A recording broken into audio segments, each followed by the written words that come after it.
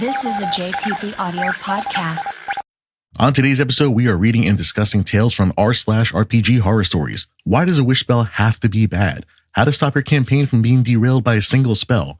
Edgelords being edgelords, and a friendly reminder that 500 people per year are killed by hippos. Get your dice ready and roll that intro. Sometimes talking with friends feels like role-playing. Sometimes it feels like combat. Join us at the round table and roll initiative. This is Curmudgeons and Dragons.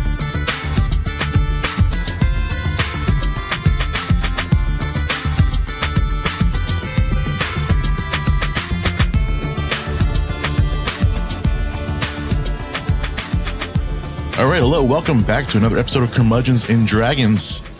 I got the round table here. Going around the table, we've got Mr. Justin Franco. How you doing, buddy? I'm good. I don't know what you're talking about, though. My table is very rectangular. It's a metaphorically round table. It's the royal round. The royal we. It's a goddamn. We're not even at the same table. My table is the floor. I'm great, Jason. Here. How are you? I was great like 3 seconds ago, and then we started recording this show, and I'm a little less great now. I missed you guys. Miss Josie Diaz is here. Hey, how's it going, Jason? I'm fine. How are you? I am delightful. I'm sipping on my latte. A latte? A latte to get me able to function around other humanoids. The only one at this table right now not drinking a beer before noon. So yeah, that's why I said humanoids, not yes, humanoids and us. Yep, I am the humanoid representative of this group. Thank you. Big Jack O'Connell's here too. Are any of us really here? No, actually, we're technically kind of doing that Jedi projection bullshit. That's what streaming is pretty much, yeah. We're all just a bunch of holograms, but I am here in holographic form. Technically, yeah, this is kind of like exactly what Someone say an astral projection? Oh. You call me an asshole projection? Yeah, you heard me. What are you going to do about it? I am here and I'm ready. All right. We're going back to RPG horror stories today. We got some good stories. You guys got your stories? I'm ready. Excited. Ready to tell some stories? Let's do this thing. Let's roll initiative and get into this. We got 13 up here. 19. I don't know. Do I add my dex bonus or no? Do you have a dex bonus? I don't know. I'm pretty dexterous. Didn't we figure out our dex bonuses? That's right. We did figure out dex bonuses on the last episode. Call back. Anyway, I rolled an 8. Yeah, I rolled a 1. So it doesn't matter, Josie. No. Champion of the world. Jack, what you got for us? I understand. All right, so I found this story as more of a discussion horror story than anything else, and it's using something that not a ton of people in D&D have had experience with, and that is a wish spell. So, the general backstory is this is a DM's point of view that one of his players basically posted, and the title is DMs Like This Are Why People Are Quitting Playing TTRPGs. So, DM posts, my players used a wish spell. The GM's great latitude in ruling what occurs in such an instance. The greater the wish, the greater the likelihood that something goes wrong. Please help me figure out what goes wrong. So, my players had a really tough fight this week. One of the PCs is dead. The other PCs are probably about to die. There is little hope. One of the PCs has been hanging on to a wish spell for over a year of real time. Campaign's been going on for almost 2 years. They're in Dungeon of the Mad Mage. The wish was, I wish for my whole party, including the dead PC, to be transported to Skullport. Some ideas I've had so far. Party gets teleported back, no gear, no money, no clothes. Dead body is next to them when they instantly arrive back in town. The cleric is high enough to revivify, but she won't have the components if they end up in town with no gear or money. Alternatively, the party gets transported back along with the creatures they're currently fighting. Maybe they show up back in the middle of a Xantharar's office and the dead body drops right there in the middle. A bar would work too. I'd probably let them keep their gear in that case. I have a week to come up with this too, so I thought I would seek some help, maybe even mash some ideas together. What do you folks think would be a good way to have something go wrong? That end sentence is why I picked this. Why, like, he wants something to go wrong, and I hate that about this. That's the first thing I thought of too. It's like that's a pretty benign wish, I think. Yeah. So, I mean, generally the rules of wishes are they have to be very specific, and it's kind of the DM's job not to completely fuck a party, but to, basically say exactly what they say in the wish happens. You try not to take it as like, oh, they say, I want 1 million gold pieces. There's DMs that'll be like, oh, you didn't say where they come from, and so we stole them from the treasury of the neighboring thing, and now there's a war, like shit like that. But my thing like too a monkey's is that, paw. It's exactly monkey's paw. He said, I wish for my whole party, including the dead PC, to be transported to Skullport. And the guy's already thinking, oh, well, maybe I guess then I'm going to bring the monsters too. It's not how the wish spell works. He worded it so it's just the party, the dead PC, and the location. That's it. I get the whole no gear thing, no money, but that's kind of like, like a fuck you to the party. But I want to put this in as a general discussion thing and bring up wish spells. I know we haven't really talked about this on the podcast yet, like how things have gone wrong or right. But I think if a player's been holding on to a wish spell for over a year and you're trying to make something go wrong, you're a bad DM. Yeah, that it seems like the cartoonishly like adversarial DM that thinks it's him versus the players and not a collaborative storytelling effort. And it should definitely not be like, how can I like fuck with them? How can I mess this up for them? It should definitely, DM should be looking at it from like, how can I use this to like build on the rest of the story? It shouldn't be like targeting the people of the story just for the sake of being a dick, which is what it sounds like he's doing. Yeah, and I think something important to to notice here is that this DM, being a bad DM, is only looking at the second half of the actual description of the spell wish. What wish is basically for is just to duplicate the effects of any other spell of 8th level or lower. That's like the second paragraph of it. So you can duplicate like a teleport circle or whatever with wish, not take any of the bad guys with you, have all your gear and shit. This guy just wants to cause problems for the players even after he like almost TPK'd them. That's just being edgy. He just seems like he's like doing it on purpose, almost like really ending, the post asking for help on how to play and stuff and saying, what do you folks think would be a good way to have something go wrong? It's just saying like, hey, I'm going to make this bad for them. How do I want to do it? I think the correct dude. I think the correct thing to ask shouldn't be how can I fuck them over, is how can I make this interesting? Yeah. It's like you've been playing a campaign for whether it goes well or it goes poorly. How can we make this fun? And that should be your question. That should be a question you ask yourself for everything.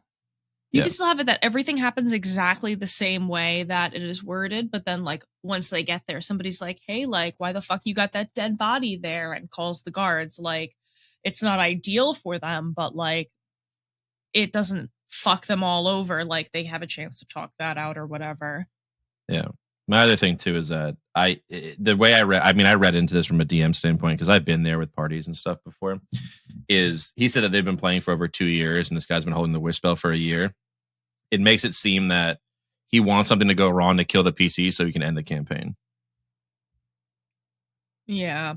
There's easier ways to do that, though. Just say, hey, I know, but I think this is an easy cop out of saying like, well, it's your guys' fault. You made the wish and this happened. Oh, what a bitch. I don't think he's trying to end the campaign. I think he just has the idea in his head that the wish spell automatically has to be a monkey's paw. Yeah. And like, and ironic twists on wish spells are fun and can be interesting, but to make something as powerful as a wish spell automatically feel like it has to be a negative thing, why even bother? Yeah. I mean, I had a campaign on a one-off where I included a luck blade, which can have, has the wish spell attached to it. And the party never identified it properly. And one of the rogues was in a pinch, so he took it and threw it. And I just randomly generated a wish spell. And it was like, that was like fun, where they were like, oh, they had no idea they even had it because they didn't take the time to see it. That's one thing. But having the wish, the party knowing you have the wish, holding on to it, and then wishing very specifically for a thing, and then having the DM be like, nah, I'm still going to fuck you guys over, bothers me. Yeah, I feel like they even did their due diligence and worded it correctly. Yeah, it's simple. They're being punished for doing it right. The whole party, the dead PC, and a location. So anywhere in that location is fine, but you're bringing just your party and the PC. And he even said, I think I'm going to bring the monsters with him too. That's not how a wish spell works. Like you're breaking part of the game just to make it harder for your players, which is stupid. Especially because like all of those players are low on HP at this point, right? Like one of them's already dead. He even dead. said that one's dead and the others are probably about to die. Like you think as a DM, you've been playing for 2 years, you want the campaign to keep going. You just have the wish spell work. But if your PCs are almost dead and you're still thinking about bringing the monsters back with them, that's just bad DMing. Yeah, and if you're at a point where you have to flee the fight or you're all going to die, I think that's a creative way to do it. I think using the wish spell, like backdoor thing, right? And like you've been sitting on the spell for so long, and like that's supposed to be like a cool moment when it gets used. And I think that's great that they brought it out at that moment and worded it properly. They should be being rewarded, not punished. I agree. Yeah, So good story, Jack. Thanks.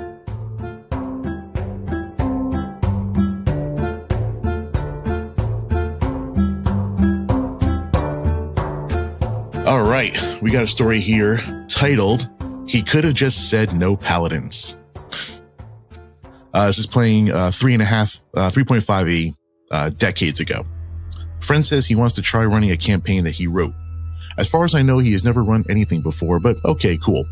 We asked him about character limitations, and he tells us to play anything from the core book. Cool. Time to dust off the paladin.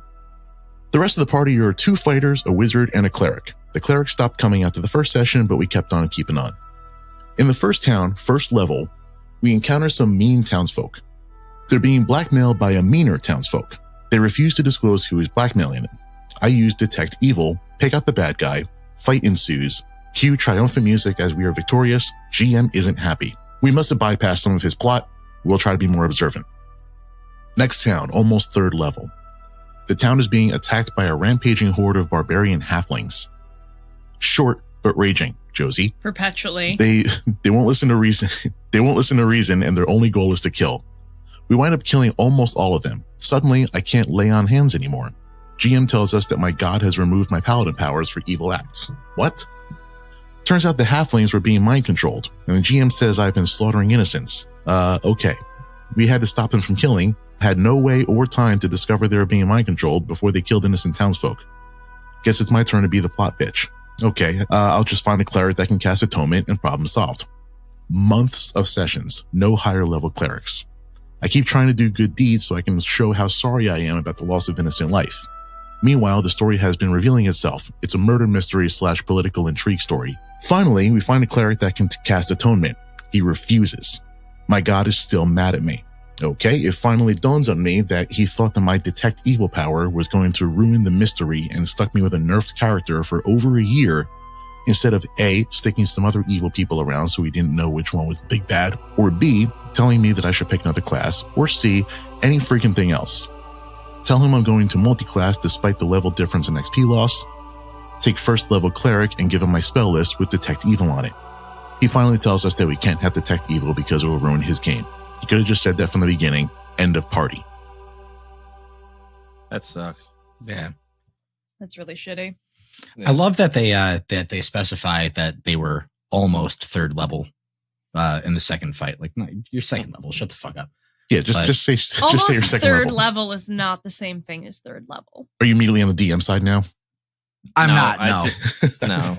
I think it's honestly, this is another, I mean, as someone who DMs more than I play, I think this is another case of bad DMing. It would be so easy to say, listen, I know you're a paladin. I'm just telling you right now, I didn't really plan for turn evil. That's on me. I'll throw some more stuff in there, but for the next couple of sections, just don't do Detect Evil, or not turn evil, Detect Evil. Yeah. Or, hey, you're going to play a paladin. I know in my story, there's like 2 or 3 very evil people that you should be able to pick out. Don't play it. Like, can you play anything else or move? It's very easy to work around that, but to, just basically make him the plot bitch for over a year. Cause I wouldn't have stuck around for more than a few months if that happened. I think a few months is generous. I think I would have been like, by the next session. Yeah, like you're looking for the cleric and it doesn't happen, and then it turns out like, oh, the guy's just being an asshole. I'd have been like, listen, like you can either figure something out or I'm gone. It's just not fun. People in the comments of the story had a couple of suggestions on how to really not change anything in the story and fix every problem that they had. So there's a sorcerer wizard level 3 spell, non-detection. Lasts for 24 hours and hides you from all detect spells, including Detect Evil. Could have just had that going. Mm-hmm. And then there's a Ring of Undetectable Alignment. It's in the Dungeon Master Guide. Yeah. So like just super easy fixes. That was just somebody that panicked and didn't know how to fix it, so didn't fix it. Well, no, I think he did know how to fix it, playing devil's advocate, is that his fix was to make the raging halflings, which were probably not mind controlled. And then he was able to say, well, I guess your deity is no longer supporting you anymore. So he's making it far more complicated to make an easy fix. He panicked, and he probably said they were mind controlled and they were innocent people, because he can write that in quickly and just say, this guy was mind controlling them and you killed a bunch of innocent people, and now you can't heal as well or do a lot of your paladin spells. So see you later. So now Yeah, you're he couldn't quickly think of a ring of undetectable alignment, so instead he went with horde of mind-controlled barbarian halflings. Yeah, I'm saying that the halflings are probably in there to begin with, which was like a fun little, like, look what I did. Like, fun little ragey halflings, like a bunch of Josies running at you. Right. But then That like, would just be panic. objectively terrifying. Even one or two is like, that's a TPK. I mean, that's definitely on the DM, not on the player. The player basically did everything like just trying to play a campaign, stuck around a lot longer than I think any of us would have. Yeah. And power to him for sticking around that long. Yeah, and even trying to multi-class, like, hey, I'm going to take, disadvantage just so I can still do this. And then the guy still was like, okay, now a year later, I'm going to tell you can't, cast Detect Evil. There's also just there's shit you can do as the DM in the world that can be like, all right, well, yeah, so you cast Detect Evil and good. All right, well, there's X, Y, and Z reasons why that wouldn't work on the big bad evil guy. I mean, like, I'm running Strahd in my party. Well, I just finished running Strahd, actually. I killed all of them. But yeah, I won. But we'll hear about that story on the next month's horror stories episode. So like somebody's gonna submit it to Reddit. Yeah. Once they hit like 7th or 8th level, they kept trying to use banishment on like every big tough bad guy that they would fight. It's like, all right, well, in like the first session, we established that nothing can leave Barovia except for like a few certain people. So yeah, your banishment spell doesn't work. But like there's plot shit that you can put in that like would prevent such a simple spell like Detect Evil and good from happening. It's just lazy DMing, and this guy's a bitch. Yeah, you let a very little thing ruin a very long, what seemed like long campaign.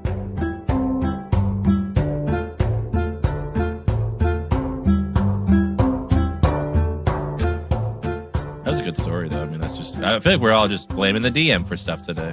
It's easy to do and fun. Sometimes it'd be like no. that. Did you ever just sit around and just blame a DM for stuff? No, wait, I blame myself for stuff. I, for all the time. one, thoroughly enjoy bullying the DM. I know, and I love it, Josie. Thank you. I blame the DM is the new thanks Obama. Well, maybe the DM's into it, so joke's on you. Yeah. We'll make I blame the DM t-shirts. I'd wear that. That might be a thing we actually do. Let us All right. let us know in the comments or shoot us a DM if that's something you're actually interested in. Hit us on April our Patreon. 26th, 12:05 p.m. We're verbally trademarking that idea. Yep. There you go. All right, who's up next? I'll get my lawyers on it. Justin, I think you're up. I believe I am. All right, so my story is called, quote, "Gotta Have That Alpha Energy," a That Guy tutorial. I already don't like it. It's not that bad. It's just I saw this story in Reddit. I haven't read it yet, and I cannot wait to hear this thing. It's fun. It's Oh, a little Jesus. long, but I read pretty fast. So Go ahead. anyway, I am a forever DM and rarely get to play. So when my fabulous friend from the other coast wanted to start a cross-country online game, I jumped at the chance. As a DM myself, I like to be a sort of table support person to guide the session along from the other side of the screen. I find it helps the DM focus on making the best possible session they can with the stuff they prepared. This was going well.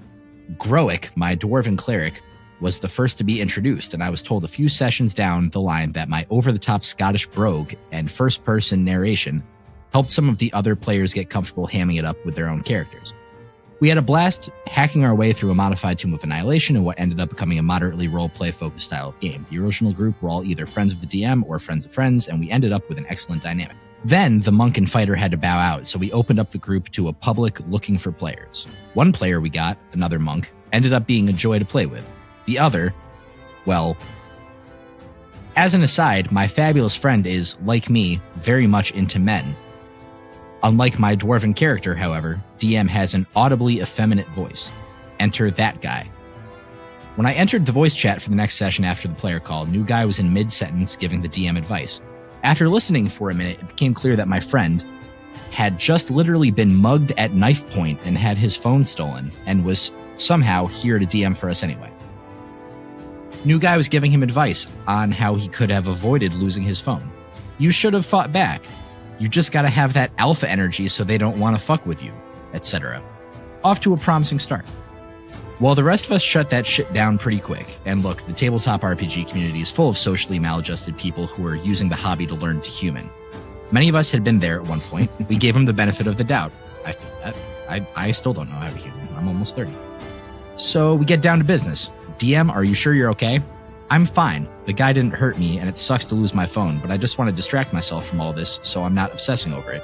I really just want to run this game right now. Fair shake, good introspection, let's go. The DM ties up the loose ends from last session, and we make our way to the next town within about 15 minutes. We're plonked in front of a conspicuously bustling tavern, all caps, and we make our way into where our 2 new PCs are waiting to introduce themselves. The DM describes the room and asks the new guys to describe their characters.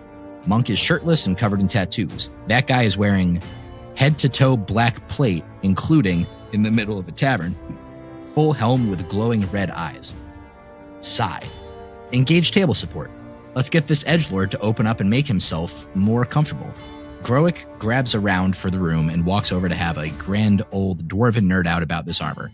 Y'all, I tried with this man. I tried every different angle I could get him to speak even one sentence. And he's enjoying himself. You can hear in his monosyllabic replies that he's just basking in the attention. But it's been going on too long. I DM the DM. Not shy, not struggling, just clueless. Ideas? And I figure I'll stall for a few seconds so he can check that guy's character sheet for a good hook. Now I'm already many minutes of entitled spotlighting deep, so I'm getting a bit rustled. I decide to go out of character and level with him. Dude, I've been over here for 10 minutes trying to help you show off your character. You've clearly put a lot of thought into him. I don't need Shakespeare, just help me out here. We're looking for something to work with that's more than just a snooty, quiet dude in spooky armor. Play with me, damn it.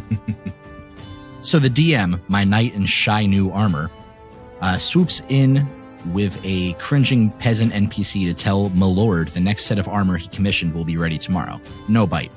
That guy has missed the memo. He waves him off with a curt dismissal, turns back to my dwarf, and adds nothing. I throw one last desperate Hail Saloony pass. I'm going to try to do a Scotch brogue here. Ach, you're a noble then. That might explain a mite. This wouldn't have happened to be your first foray into the wider world, would it then? And in his longest in-character utterance so far, he replies, I don't see how my personal history is any of your business. Oh, I'm pissed. But that's a whole sentence, so I channel it into my cleric. Ach, go boil your head in that grave soup pot you're wearing, will ye? I've been over here nigh on the quarter bell, polishing your armor. Will you not at least do me the kindness of sharing a drink and a chat? Oh, he doesn't like that. Now he's pissed, but I've just shown him a new trick. No, thank you, but if you're so fascinated by me, perhaps I should give you something to polish. Winky face. Nope. That's a hard no from me, bud. I have Groick cuss him out and stomp off to join the rest of the party as they start talking to the monk with the cool tattoos. Monk is a genuine delight, who immediately gets into his own edgelord character with a mysterious mystic ache and hidden pain. But he gets it. He's cagey, but drops hints. He wants to play. In the end, that guy didn't get the difference after seeing it play out either. New friend in tow, we made to leave the tavern without my lord of House Edge, who, completely oblivious to the fact that he's given the other PCs no reason to so much as acknowledge his existence, says, Did you not require my blade as well? The DM later showed us the chat logs from after the game, where this man had complained loudly about the players ignoring him for the rest of the session. DM tried to explain to him that he was coming off the wrong way and that the other players were uncomfortable because he gave the impression he was content to take the table's attention and give nothing back. If he really wanted to play the man a few words, there's nothing wrong with that, but he couldn't expect the players to just talk him up for nothing once his character was introduced. And here's a quote from that guy. It has a bad word in it. Why do you all gotta be such Bundle of sticks. It's about it. Just let me play my way and you can play yours. Ironically, Milord made a fair point. In point of fact, we did not require his blade. Maybe he found a sheath for it somewhere else, but somehow, I doubt it. Oh, I get what they mean by that. Yeah. What a dick. Yeah. Yeah, that's not cool. It finally wasn't the DM's fault. I Look blame at the that. player. T-shirts. Yeah, I don't think that we can blame the DM for that one, guys. I'm making a run of both shirts, and we'll see what sells. Yeah, I blame the DM and I blame the player. Dude, I've played the brooding character on one-offs because I think it's fun because I'm a very talkative, loud person, and I know that. But so it's hard for me to get a character of like few words, which is why I enjoy doing it because it gets me out of my comfort zone. And I've also played the person who's like trying to get the other people out of their comfort zones, and it's usually people who haven't played for the first time. But with how in depth the this guy donkey dynamic. It is. But with how like in depth this guy made his like character and the armor and all this cool stuff just to be a dick and then complain that people weren't trying to play. Oh my God. Because you went in game and RL to try to pull him out. And he's like, no one wants to play with me. Yeah. I don't know, man. I think you can. I blame the player wholeheartedly, but like you can chalk some of it up like, all right, maybe you're a first time player. You don't really know how to role play. Like you're not getting it. You think you have like first player syndrome. You think this is more of a video game where you're just the star. That was my thought too. Yeah. But once he dropped that hard F, nah. Yeah, no, it's like, no, there goes all your sympathy. Like, no, you're just an asshole. Jason's got some editing work ahead of him. Yeah. I mean, my big thing is that I don't think that he was a first time player, honestly, because I mean, the other thing too is that he tried in game. The guy was playing. Also, I would solid like 6.5 out of 10 for the Scottish. I mean, that wasn't bad. Thank you. Yeah, I was going to say B+ too. at least. Yeah, I do. Yeah, okay. that's solid. Yeah, that was pretty good. Yeah. Thank you. To try to talk to him in game about it, and then in real life, like, listen, man, like, just work with me a little bit. If it's your first time, like, I'm trying to play with you, to tell him to his face, like, hey, work with us, and for him to still be a dickhead like that, that's that guy's fault. You're not playing for the first time. You're trying to be like the martyr of the group. Yeah. Like if you're trying to role play and it's not working out, that's one thing. But like you went out of game to be like, listen, I'm trying to pull a story out of this. Yeah. And exactly what you said. Like he clearly spent a lot of time on it. He's got a persona in his head. It's a shitty persona, but he's got one, and just flat out refused to play along. And even that is forgivable, but to be like, no one wants to play with me. No, you're done. That's I've completely. You know I've what he written you wanted off. to be? He wanted to be the Dark Brotherhood quest line options where you don't say anything at all. Yeah. You just do all of the killing stuff. Mm-hmm. Yeah. They're That's just a like, little bit harder yes, when I you saw gotta you. talk to It's people. like, but like there's other people that you have to. There's a group here. It's not just you fucking off on the mountain. That's all I have to say. Yeah, I'm just no, like it's- making Skyrim yeah, references. absolutely. And there's a way to do that where you respond with what your character is doing out of character, but just to have nothing, just be like, all right, pay attention to me and then bring me on Right. this quest so I can do a bunch of cool evil guy shit. They He want to be wants- like, he wants wow, everyone you to- look so impressive. Will you guys do you think that he would make a good addition to our group? I want to polish something on him. Oh, God. Oh my God, Yeah, that why was- don't I mean, you that's- come and fight things for us? Sorry. Oh, I honestly, That's I mean, great. that, Yeah, I hated that's that. probably but what I he hate was the player- expecting. I hate the player a little bit more. I don't know, man. Like, I get why that happens just from like growing up and the way that people like, went through life. And there's a reason that people have those kind of personalities. But I feel like when you become like, because it sounds like they were pretty like, like adults playing the game. Mhm. Like when you play like that, I can't see how in your head you're going like, yeah, this is going really well. Everyone seems to like be upset. Like you can see people visually upset with you and you're still like, I'm not going to talk to anybody. Yeah. I do like that the alpha energy part really had very little, if anything, to do with the story. Yeah, it was just. Yeah, I was just mean, like that kinda how he says- a nice treat. started his Yeah, conversation. that with set the stage everybody. for who he was as a person, though. Now, real quick. So you said that was it the DM that kind of had like the effeminate voice? Yeah, apparently was- the and- DM was an effeminate gay man. And then OP was the. Was one of the players was like the assistant DM, I guess, like the player that has a lot of experience that like kind of helps Okay. everyone get into role playing shit. Okay, and and he mentioned that he was also gay. he was also a gay man. Yes. Okay. So like, and was this is a public game? Yeah, online. I guess they said it was all friends, and then they had to recruit 2 new guys, so they went public with trying to recruit 2 new players. And they Okay. got the monk and And So- these so are the- the two. So do you think this is just some stranger joining a game? yes, Here's an stranger. effeminate gay man as the DM, and then goes into straight homophobia mode. Probably. That's what I was gonna say. That'd be the Like, not assumption. only are you a bad player, you're also just a bigoted jerk.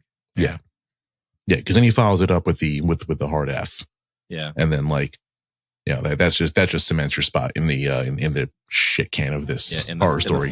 In the fuck you universe.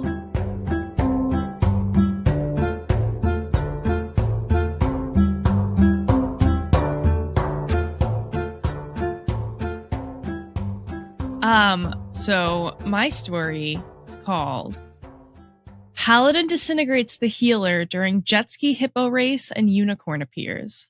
I've read Let me this explain. Repost. The title above is in no way an exaggeration.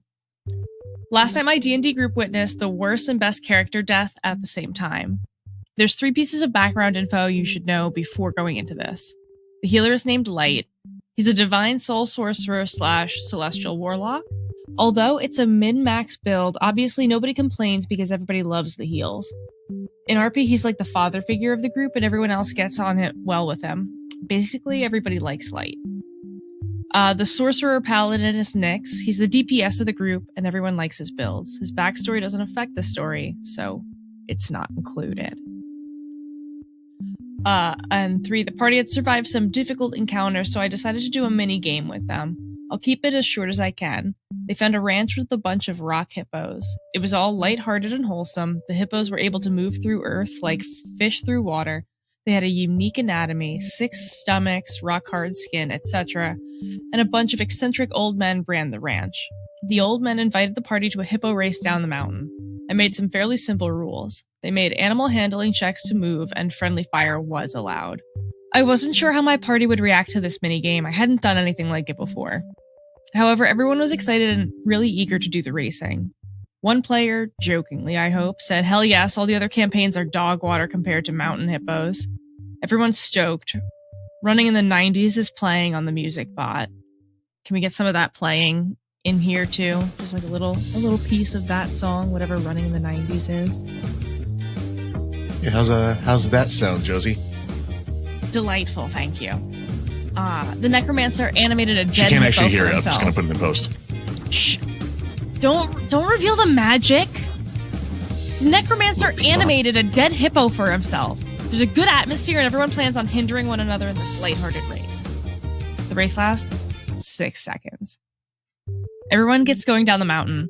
Light's in the lead, but he takes 20 damage from one of the old men. This isn't meant to kill him, it's more for comedic purposes because everybody thought the old man would be useless. The others set off and then it gets to Nyx in the initiative and everything goes downhill very fast. He tells me he would like to cast Disintegrate. Light would have barely succeeded, but Nyx was a man with a mission. He uses Bend Luck and causes Light to fail. At this point, it's almost as if he wants him dead. Keep in mind, Disintegrate is the only spell that Nyx has capable of perma-killing anyone. Furthermore, Light already used his reaction and can't counterspell. Nyx rolls and gets 78, enough to reduce Light to a pile of smoking dust. One of our PCs with a fully fledged backstory and character motivations dies to another PC at the hippo race. This character had a backstory spanning 3 different campaigns I had run with the group. He was also undergoing a self-acceptance journey to harness the power of lycanthropy for the greater good, which, honestly, very sweet. Then, in a hippo race minigame, he gets killed in 1 round by the paladin, who didn't even mean to permakill him. And to really drive the nail in the coffin, Nyx rolled on the wild magic table. As everyone was in a state of disbelief, a unicorn appeared out of thin air. Naturally, everyone, including Light's player, found this hilarious. We were all sad he died, but he was okay with it. But we couldn't deny it was the funniest character death yet, and there was about 15 minutes of laughter at the absurdity of the situation. For the first time since I started DMing, I genuinely didn't know how to continue. It was already quite late, so I ended the session at that, but we all stayed on for another 2 hours just processing what had happened. In conclusion, your players should never be allowed PvP even for 1 round of combat. Also avoid hippo racing at all costs. Yeah, I would've wow. been- Yeah, but they got a unicorn out of the deal, so like, I would have been so pissed. Wait, just I'm not- just so I can clarify here. The paladin cast Disintegrate? Yes. No, hold on. He's a sorcerer paladin. He is, yes, a sorcerer paladin. Okay, Thank you. they got to be like some nuts, like high level then, because that's a 6th level spell. mhm. But But you got to say that the guy who he was playing with, Light, had a campaign that spanned over like 3 different sessions and stuff. So it seems like they've been playing for a while. yeah, probably. Yeah. And honestly, if you laugh at the fact that your character of over 3 sessions dies to 1 hit because some guy just wanted to disintegrate you, you had to be playing together for a while. 'Cause Yeah. if that was the first time I was Yes, playing with the they're group, all- I would have been pissed. Yeah, no, at the end, there is like a little disclaimer or a side note. While this will have consequences in-game, it doesn't affect things out of game. I consider my group to all be close friends, and we've been playing for years. While Nyx's character got berated for the poor decision-making, there's no bad blood in the group. It's all lighthearted fun, and Light's player is already exploring new character options. We will be continuing the campaign. This is just a comedic story I thought I would share. So on top of all of that, why did nobody he cast hates Disintegrate? anybody. Because he wanted to win. This horror story is bullshit. There's nothing horror about it. They like Right. each other still. I want to know why he casted Disintegrate. Why was that the spell Because he he's chose an to throw? asshole. That's why. Because he went, Yeah, that's we're just the like, move an I've ever asshole. seen one. well, because the first thing was the Light got 20 damage dealt to him, and Nyx was like, oh, this is how we're playing the fucking game then. Okay. Yeah, but he got dealt by an NPC. That makes more sense Yeah. than your own party member throwing a Disintegrate at you. Listen. There is no friendship in hippo racing. There's Apparently. none. Especially rock hippos. Things that move through the earth like fish. That was wild. I mean, I love the idea of the hippo race. So I think that's really fun. Oh, yeah. I Just think having that's like a so fun. lighthearted- They were like, we need something else to do for a little bit. Fuck it. Let's throw in a mini game. And the mini game is hippo racing. There's not enough mini games in this game. The hippo racing was cool. One of the podcasts I listened to, they had, forget what they started as, but they basically turned them into like sentient jet skis.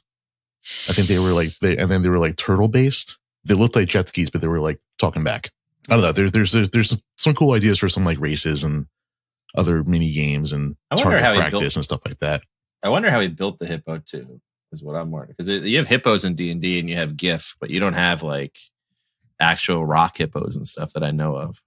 That sounds fun though. I'm glad they're all on good terms because I'm telling you right now, if I had a character, like if I got killed by one of you guys and I had built that character with 3 seasons and I was just like, you got killed during a rock hippo race, I'd be like, all right, cool, we're not friends anymore. See you guys later. Bye. Never disintegrate your friends.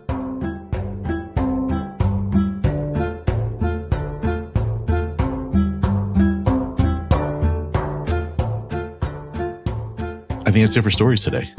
I believe I got the crit fail, so I was the last one. Yep. That's right. So that's going to wrap it up for today. But first, we have to hear from our sponsor, BlueChew.com. No, we don't. We don't have a sponsor. We'll wrap this thing up before Justin tries to before Justin tries to do free labor and give an ad to a place that's not paying us for it. I get paid in exposure, Jason. I get paid in exposure. Stop 4 people listen exposing to this show. yourself. Guys, we will see you on the next one. I believe we're doing character builds on the next episode. Yeah, when are we going to record that one? It's a real mystery what we'll be in about doing 10 now. minutes. Yeah, it's a real mystery on what it's going to be. It's going to be a real gangbuster of a time. Yep. Yeah, Ruh-roh. Dirty. we're going to solve that mystery. Yep. Yeah. Scooby. No! All right, that's it for today. See you guys later. Thanks. Bye, everybody.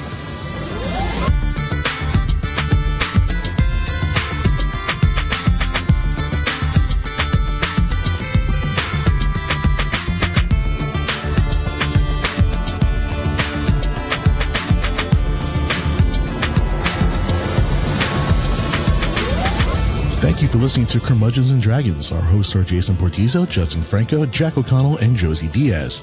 Produced and edited by Jason Portizo. Theme music is Crunk Night by Kevin MacLeod. Link to the song and license information can be found in the podcast show notes and YouTube description. If you like what you heard, please subscribe and leave a rating. Curmudgeons and Dragons is a JTP audio production. Practice safe adventuring, and remember, don't trust the bard with a twinkle in his eye.